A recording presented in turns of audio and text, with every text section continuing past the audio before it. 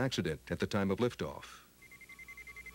4 minutes later, the second stage was fired. That increased the speed to more than 15,000 miles per hour. Then it too was cut loose. The third stage firing put the Apollo 11 into orbit around the Earth. When it was fired again, the third stage engine increased the speed enough to break the spacecraft free of the Earth's gravity and send it outward to its lunar goal. Then the command and service module, where the three astronauts were, was separated, turned around, and driven so it could lock up with the lunar module, the LEM. This is film of the Earth and the maneuvering that brought the two Apollo 11 vehicles together. The photography was done from the command module, that's the LEM, still carried inside the third stage of the Saturn, moving only slightly more slowly than the approaching craft that will dock with it and free it for its fabulous journey. This is a vivid demonstration of the laws of Kepler and of Newton, whose brilliant insights centuries before guided modern scientists on the paths outward from this planet. The most practical of Newton's discoveries for those involved in spaceflight is that the pull of the Earth's gravity falls off as the distance from the Earth increases, so a great blast is needed to make the first escape from the Earth, but very little power is needed to fly far out. That made the relatively tiny LEM practical. After the LEM was docked, the third stage was left as space refuse, and the vital remains of Apollo 11 moved inexorably into history. Good evening. Well, this afternoon, another long television transmission highlighted by the first in-flight glimpse into the lunar landing module. And here's how it went, starting with a view of the hatch between the two spacecraft shortly before lunar landing module pilot Buzz Aldrin opened it. About to open the hatch now. Right.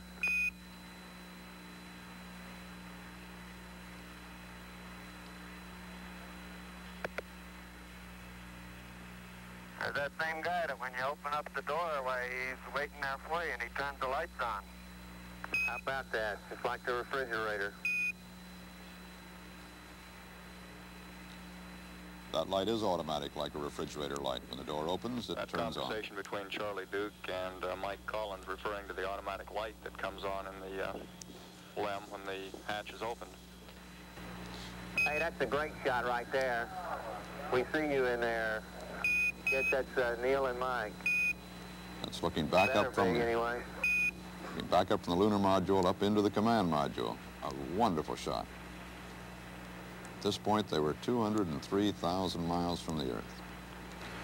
The windows in the LEM, those two triangles through which the lunar module pilot, Buzz Aldrin, on the right, and when he is in the LEM, Neil Armstrong, the flight commander, on the left, look through.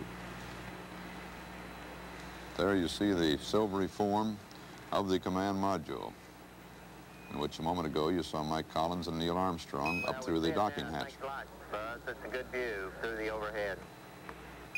That's a great shot now that we're getting of the helmet, of the EVA visor, and also the EVA gloves in the background. The gloves can stand that 250-degree heat on the moon. These visors are to protect against the glare of the sun, which of course is not interrupted in any way by an atmosphere on the moon, so it is powerful. 11, you got a pretty big audience. It's live in the U.S., it's going live to Japan, Western Europe, and much of South America. Everybody reports very good color. Appreciate the great show. And it protects against the impact of micrometeoroids, which also, unimpeded by atmosphere, strike the moon's surface and will strike the astronauts. These little tiny pin specks of meteor material at as much as 1,000 feet per second. High impact velocity, like bullets from a gun. Greater than that, of course, by far.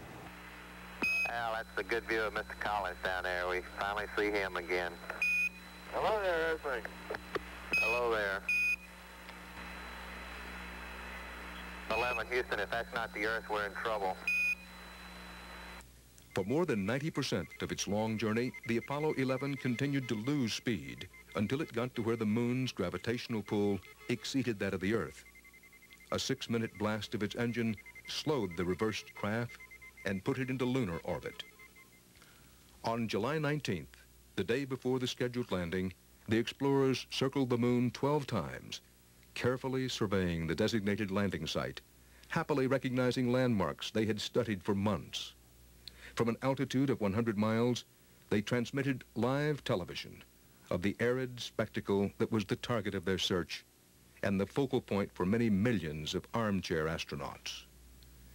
The authentic astronauts stayed busy with household chores and equipment checks and a few hours of sleep. On the 10th orbit, after circling the moon for nearly 20 hours, Armstrong and Aldrin moved into the LEM, tested all the systems and devices, and put on their pressure suits, the environments they would bring to the moon. At 11 a.m. Eastern Daylight Time on Sunday, July 20th, the longest scheduled program in the so far short history of television came on the air from a control room in this same building. It was to end 32 hours later at 7 p.m. Monday, July 21st. Early in that long broadcast, the astronauts of Apollo 11 would repeat many maneuvers done by other Apollo explorers through nearly 2 years of flights. As before, the lunar module would separate from the command and service module. Apollo 11 would become two vehicles, Columbia with Mike Collins and Eagle with Neil Armstrong and Buzz Aldrin. This time, though, the LEM would move toward the moon with men intent on landing. An unprecedented trip to the unknown would take place, all of it reported live by radio from 250,000 miles away. And there were plans for live television transmissions from the moon when Armstrong and Aldrin walked there. An enormous audience was waiting. Back in our CBS News space headquarters in New York, and we're approaching one of the critical moments of this flight. At 1:46 p.m. Eastern Daylight Time, and that should be just 2.5 minutes from now, the spacecraft should again come around the near side of the moon on its 13th revolution and be in touch again by telemetry, at least, the voice communication to come just a short while later with the Manned Space Center in Houston. At that time, the command module and the lunar module will begin undocking. The lunar module cutting itself free from the command module, beginning the maneuvers which in 2 hours and 32 minutes from now should place it on the surface of the moon. So on this acquisition of signal, Houston will be as tense as these cool scientists, engineers, technicians at Houston can get, waiting for this important maneuver, the undocking of the command module and the lunar module. And we'll stand by waiting to hear from Houston on that acquisition of signal. Hello, Eagle, Houston, we're standing by, over. The call to Eagle is to the lunar module. The command module's call word is Columbia.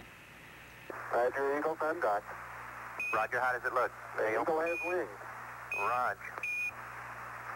Looking good. Roger, Neil, we got a... We're getting a little poetic. The report that Eagle has wings. That's not bad. It is a little bit like leaving the nest, this lunar module leaving the command module. The lunar module, which itself cannot fly in Earth environment, land on the Earth, to re-enter the Earth's atmosphere. It is truly a space vehicle. Can only operate in this gravity of the moon and in the moon's environment.